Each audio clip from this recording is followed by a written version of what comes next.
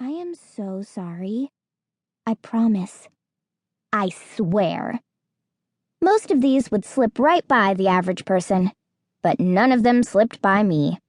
I don't even know how many I'd hear in a single school day, but if lies were rotten tomatoes splatting against me, I would have gone home stained every day. On especially bad days, I would have walked out of that school drenched, head to toe, in red. It's why, once I was old enough to make resolutions and stick to them, I decided never to lie to myself. It's just too icky for everyone involved. I can't say it was always easy to stick to this, especially when it came to white lies. But when a friend asked something like, "Do these pants look bad on me?" I got pretty good at saying things like, "You should wear whatever makes you happy." Or, "I wish I had hair like yours." Or, in especially desperate situations, "Whoa, look at that orange car over there. It's like a giant tangerine." I got some funny looks, along with some hurt ones. Some people got downright insulted. But I knew that lying to your friends was the biggest insult of all. Then a day came that felt like a miracle. A day when I thought I might actually be doing it.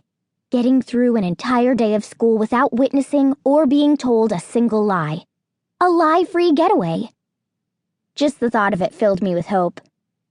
I flew breathlessly out of my last class to my locker and shoved my books into my backpack as fast as I could shove, and victory was just starting to well up inside me like trumpet music when I slammed my locker door, and there was Liza Turnbull, where she must have been waiting for who knows how long, all moon-bright teeth and eyelashes.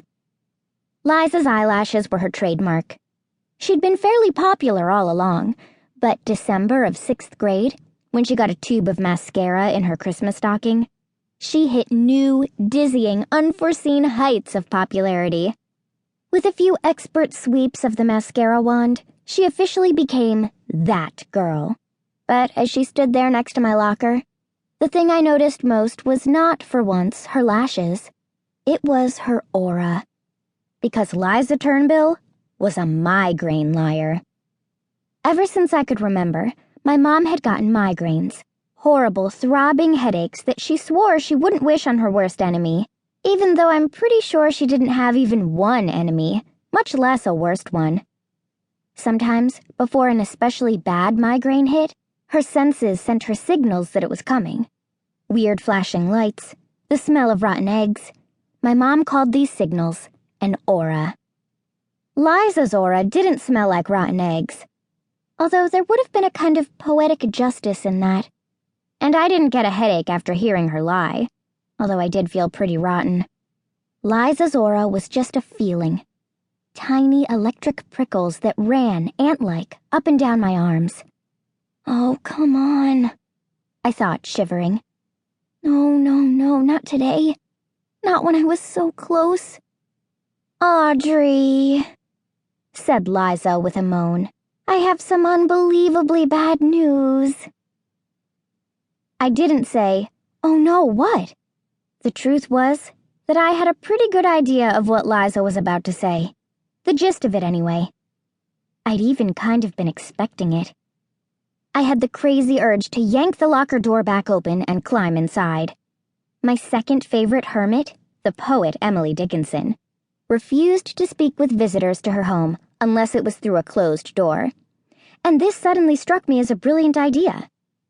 Unfortunately, the lockers at Harriet Tubman Middle School were too small to hold even the tiniest sixth grader. In fact, they'd probably been designed to keep tiny sixth graders from getting shut inside. Which was reasonable, even kind. But right then, I wasn't in a reasonable or kind mood. Right then, I silently cursed the locker designers for callously disregarding the needs of normal-sized 7th grade girls who wanted to climb in on purpose. With regret, I turned away from my locker, sighed, and said, "Okay," even though nothing was especially okay. "So you won't believe this," Liza began. Ha, I already didn't. "But my mom is making me cancel my birthday party because my grandmother from California decided at the very